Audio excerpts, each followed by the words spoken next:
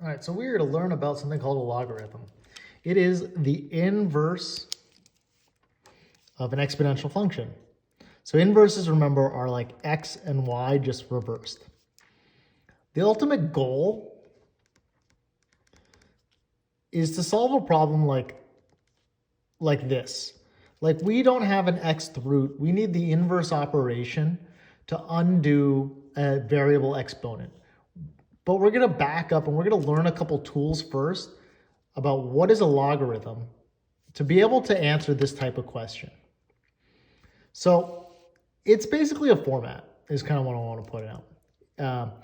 This is saying that this base has to be not 1 because otherwise the output's always going to be 1. And we have this, and we read this as log base b of y. Okay. So these are the same as what they're saying. So I just want you to notice where things went. If we had some exponential, the b, or the base, is right there. What was the exponent is now kind of isolated on the other side. And what was the output, y, is now here. So it's kind of a rearrangement that we'll look at. Now these, I want to point out, these are the same. It's going to get a little confusing because we'll talk about inverses. These are not inverses of each other right now. These are literally the exact same thing. They mean the same thing. This is a fancy way to put it. And then I'm going to point out different things about that. So we have our exponential form, which is this one, and our logarithm form, which is that one. So now I have a whole bunch of arrows here. It's a little messed up. You might do a little cleaner. So let's look at different formats of this, okay? So in this, we look at this, and we're just kind of lining up to what goes where. So the base is a 2. So whatever this tiny number is going to be our base. The output is going to be our new exponent. And if I set up these problems for you, they should be something true. We can verify this. 2 to the 4th is 16. So when we read something like this, we're saying 2 to some number, this log is denoting 2 to some number or 2 to 16 is some number, and that number is 4. The other versions we can do that, so let's keep rewriting again.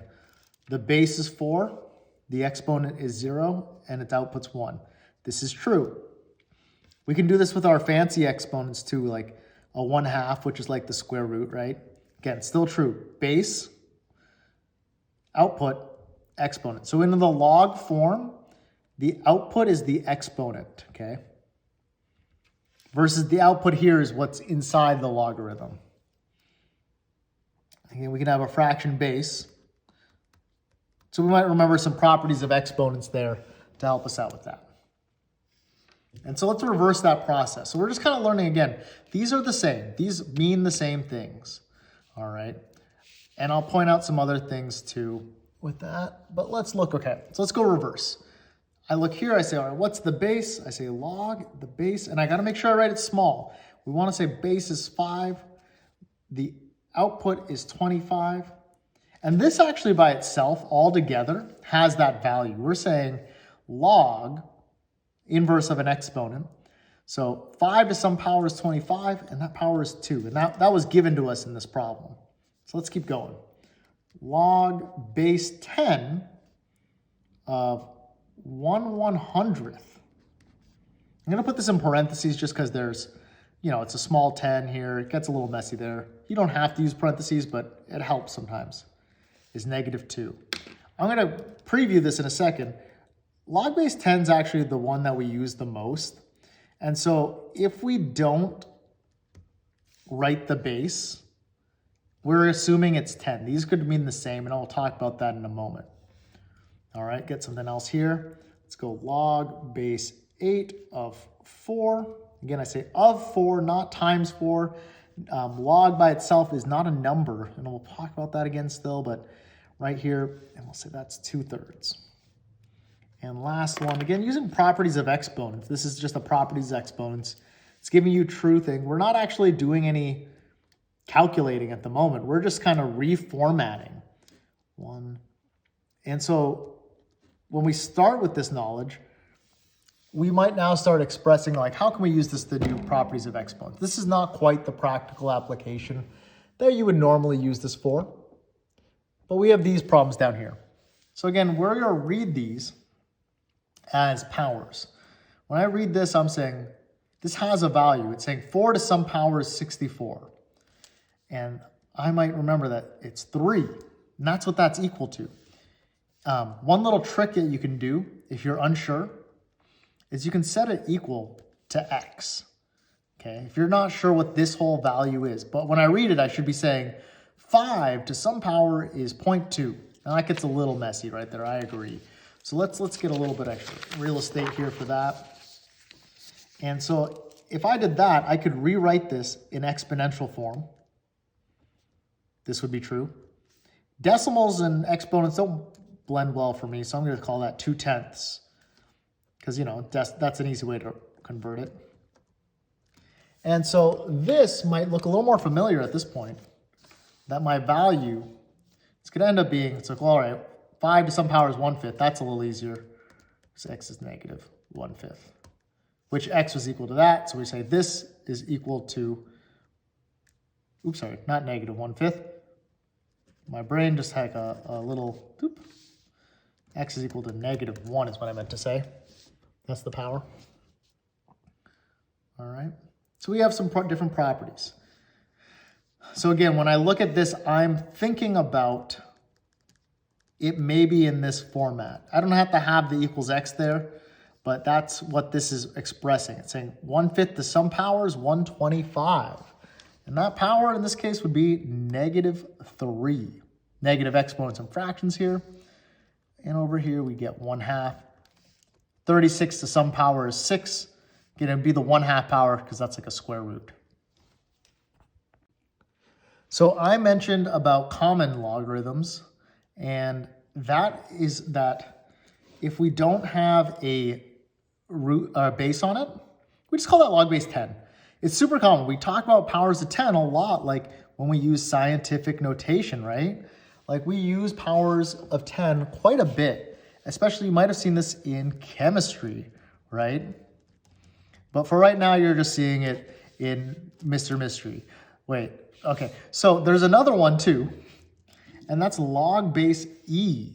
That's a common number that's going to come up quite a bit, and we'll do a lot of stuff with e to the x's. So there's a special format for that. This is an L, by the way. It's just lowercase. It's L and an N. So ln of x is log base e of x. So they're just kind of shorthand ways. But what's cool is that your calculators will have that in there. All right, so let's take a little preview on a calculator of what that might look like here. And so if I want to do log 8, what this is evaluating, just to be clear, this is saying 10 to some power is 8, okay? So let's look at that. I'm going to here, and I'm going to log 8. There's probably a lot of modern calculators, you probably could do a different base. But for the basics, we don't need to because 10 is going to be the most common. So we get this. This makes sense because 8 is smaller than 10. If I did 10 to that whatever 0.9-ish power, I get about 8, right? I rounded poorly, but you get the idea. And again, this question, this is saying log base e of 0.3. Or in other words, e to some power is 0.3 is what that's going to tell us. So it's right next to it. So I'm going to say ln of 0.3. And I get a weird value, and that's okay. Just like another number. We'll round that to there. And again, then we can check that. There's an E button. You hit second there. And we'll see, does that work? 1.2. I should get 0.3 if that's right. And I did. All right, so all of this jazz is saying that they are inverses. They undo each other, right? So I talked about them being inverses. So the idea is if we have a base and a logarithm that has the same base, it kind of sound a little funny, they'll cancel each other out. Just think of that as the undo or cancel function. So this is like a log base 10. There's a base 10 there. So this whole thing is just going to be 4. It's as simple as that. And even the reverse of that. Now, this gets a little bit weirder. So let's go ahead and look at that. So we're going to go ahead and we're going to say log base 5. We might have to flex our properties of exponents here. Okay, so this is true, right? So we're going to use the properties of exponents, which would also make this true. And as I previously mentioned, basically the log base 5 and the 5 will undo each other. We'll be left with just 2x. E and ln, again, these are opposites of each other. We're just left with the 20. Let's flex our properties of exponents one more time here. 3 to the third would be 27. So like these aren't the same bases, but if we're lucky and they're power of each other, we might be able to do something like this. Properties of exponents multiply, and then those cancel out, and I'm left with just that. And ultimately, when you read this, it's like 3 to some power is 3 to the negative 15 times x. Well, this would be that power that would do that, right? So they undo each other. Again, over here, this just leaves us with x. This leaves us with negative 8x. This leaves us with 2x. And one more time, practicing our properties of exponents, we get, and I'll color out my base a little better. Parentheses often helps to make sure that you're showing something that is a base. But it's like 2 to some power is 2 to the 12th. Well, that power would have to be 12, right? If you want, you can just think of it, though, canceling each other out. So we do talk about inverses undoing each other, correct? So when we have that, we could still switch the x and y, but we generally want it to be for the output. So like, I could switch it at the beginning if I want, like 0.6 to the y. And I could rewrite this though, if I want to write this in log form, so y is by itself, right? I'm just going to go into log format. So right now, this is already the inverse. It's just we don't like this format. We like our y to be by itself. So we're going to say y equals log base 0.6 times x. Same would be true here. And if we want, we can switch it at the beginning or the end. We could say 4 to the y equals x. So just to be clear, that so far this is the same. This is not the inverse yet. I have not switched x and y. But the second I replace, without doing an operation, x and y, this is now the inverse. The second I switch x and y. All right? So let's look down here. Again, we can go in any order. If you want to switch x and y first, that works. And then to get y by itself, remember, is our goal. So we're going to rewrite this. ln is that log base e. So we're going to go ahead and say e to the x equals y plus 2. And we can subtract 2. And we say e to the x minus 2 equals y. And I wrote that a little funny, so let's go this way. Boom. And alternatively here again, doesn't matter, we could switch x and y first, we could switch x and y second. Why don't we switch it second or first, so we go x equals e to the 5y. We'll put it in logarithm format. ln of x equals 5y. So keep track of when you switch the x and y. This is already the inverse, but we just don't like it in that format. We want y by itself. And so ln's not a number by itself, so we're going to leave this whole thing. We can't divide ln by 5, like just the letters. So we'll say y equals that.